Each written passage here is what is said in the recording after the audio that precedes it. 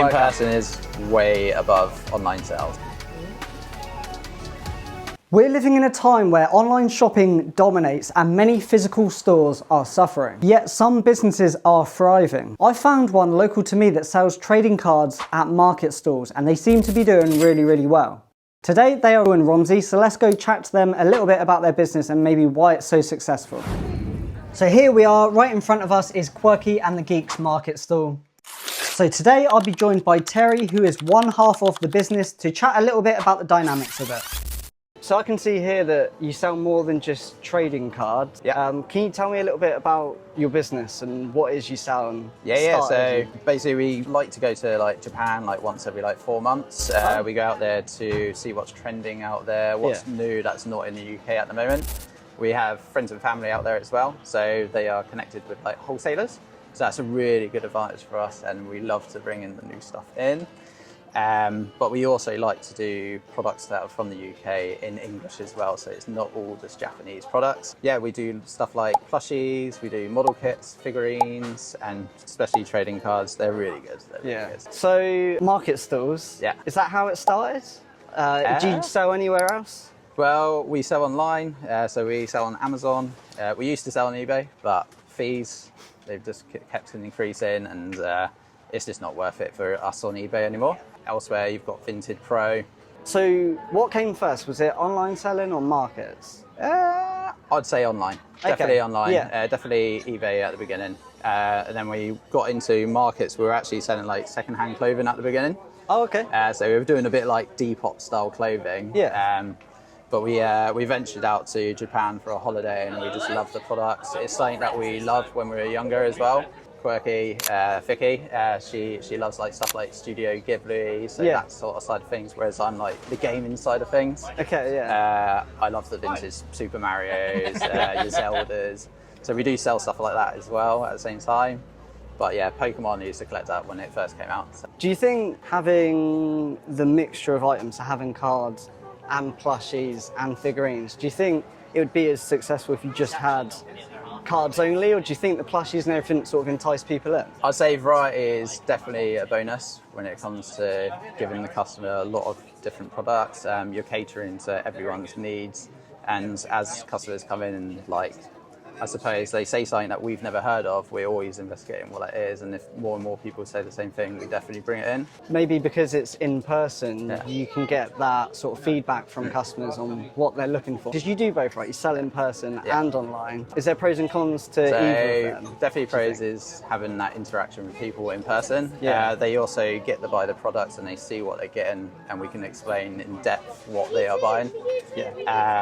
Cons of online for us is definitely like can be scams, but you can make a business online. But the returns, fees and stuff, it's always better to sell in person. But you can make a very good business selling online as well. If you had a rough estimate, what would you say your sales online versus in person are? Is it like 50-50, or is that really hard to work out? In person is way above online sales. Oh, okay. But that really depends how much effort and time we put online. We're starting to grow the business. We've just started advertising on Facebook Meta, so that'll be Instagram, adverts on Facebook Messenger and the Facebook feed. So that will have massive growth. Might overtake, but at the moment it's all takes time. It really takes time. Obviously, it probably takes you loads of time to set up. With all of the time it takes to set up and pack up, have you ever considered getting a physical store? Yes, we would love a store at some point. Again, it comes down to how much it costs for a brick and mortar, monthly rent and stuff like that. Whereas markets, for example, here we only pay £30 for a Saturday, which is really, really good. Oh wow, and it's like one of the main trade days. So like, it's I guess, given that, it's hard to justify. If we had a store, like, we'd love to make it like really colourful and variety of stock, Pokémon and Sanrio, anime products. So that'd be really cool. If you could get a physical store, would that mean you wouldn't be able to do the markets? So we are looking to hopefully employ some people. So one of us will be based at the actual store, and then the other person will be at the market, and then I'm guessing we'll probably just grow from there. it's all trial and error at the moment. So at first, we've never employed anyone before. Yeah. So we have to look into a lot of things that comes with employment. So until then, store-wise, I'd love to have quite a few stores eventually in the future. Yeah. That's the dream. Yeah. I'd love to see Pokémon and Geek branding everywhere. So I guess, there's challenges with that. If you've never employed someone before, there's loads to learn there, alongside with trying to run two things at the same time, I guess. Yeah. Like, I guess at the moment you're always used to being wherever you are. It's always like we always ask questions to people that have already who've got a brick and mortar. So it's always great to learn from their experience, and it helps you out. Yeah, for sure. Because I don't know if you know, because obviously you do markets in Winchester as well. But there used to be a trading card shop in Winchester in the shopping centre. Yes. Which closed down, I think, about a year ago. So we never knew about this when we went to Winchester Market. Yeah. But when we first started there, a lot of people did mention about a closure of the trading card store. Don't know the reasons why it got closed down, because there is a huge influx of people that are constantly coming to us for their trading cards. We're looking to expand on Magic the Gathering very soon. Okay. So we've pre-ordered like the new sets that are coming out, but also the current set. As soon as they're in stock, I'll be doing a post to Instagram to mention that we are doing the Magic the Gathering set. Do you think there's anything you do differently that makes it successful, if that makes sense? Like, do you think being on the market, high street, maybe honestly, was an advantage? giving people something different, trying to be the head of the game with what's out in Japan that's new. Like when Dan the Dan came out, we had the figurines over here within like a week once it got released. So that really has a big impact on people coming back. Yeah, that makes sense.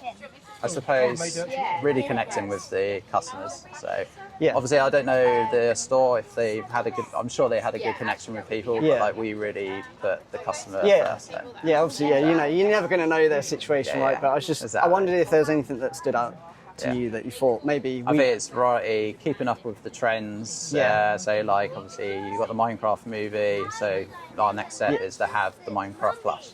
Okay, Obviously, as you said, you go to Japan, you see what's trending. Yeah.